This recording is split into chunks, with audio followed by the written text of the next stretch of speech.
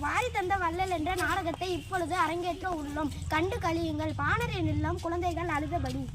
அம்மா பசிக்கிறது, சோறு போடுங்கள். அம்மா பசிக்கிறது, சோறு போடுங்கள். அம்மா பசிக்கிறது, சோறு போடுங்கள். நங்காய், குழந்தைகள் ஏன் அழுகின்றன? உணவு கொடுக்க கூடாதா? இருந்தால் கொடுத்திருப்பேனே. தானியங்களும் மாவும் நேற்றே தீர்ந்து போய்விட்டன. இந்த நிலைக்கு நானும் ஒரு காரணமாகிவிட்டேன். என்ன செய்வேன்? ஐயனே, நான் ஒரு யோசனை சொல்லட்டுமா? சொல் நங்காய். நீ சொல்லும் யோசனையால் நம் குழந்தைகள் பசி நீங்கட்டும். கொல்லிமலை அரசர் வள்ளுவரை சென்று கண்டு அள்ளி கொடுக்கும் பலர் எல்லாரும் கூறுகிறார்களே. ஆமாம், நானும் கேள்விப்பட்டேன். வீரத்திலும் கொடைத்தரத்தும் சிறந்தவராமே. இப்பொழுதே செல்கிறேன். சென்று வாருங்கள். தங்கள் விழிகளை நோக்கி காத்திருக்கும் வாழிய மன்னா, இசைப்பாணர் ஒருவர் உங்களை காண வாயிலில் வந்துள்ளார். அவரை உள்ள அனுப்பட்டுமா? தடுக்காதே, அவரை விரைந்து உள்ளே அனுப்புக. நன்றி மன்னா. சரி.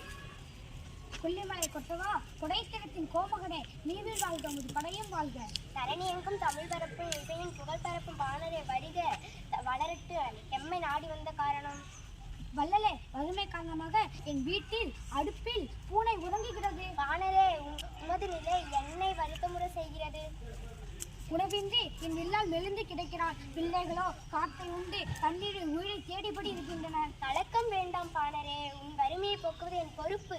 மரம் பழுத்து எல்லாருக்கும் பயன் தருவது போல என் துயரத்தை துடைத்து உறவுங்கள் அரசே. ஆகட்டும் பாணரே. அமைச்சரை வாருங்கள். பாணரின் குடும்பம் பல தலைமுறைகள் வாழ வழி செய்திடுங்கள். அப்படியே தங்கள் அனைப்படியே செய்கிறேன்.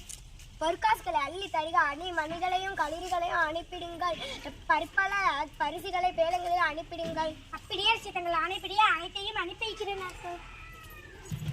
வள்ளலே, கொல்லிமலை கற்ற கல்வி அறியாமை அகற்றுவது போல உற்ற துயர் துடைக்கும் வள்ளலே, உங்களின் குன்றா புகழ் கொடை பங்கு வாழ்க வாழ்க வாழ்க. நீவே வாழ்க. போய் வாரும் பாணரே, நீரும் உமது சுற்றத்தாரும் குறைவின்றி நீடுவாழ்க.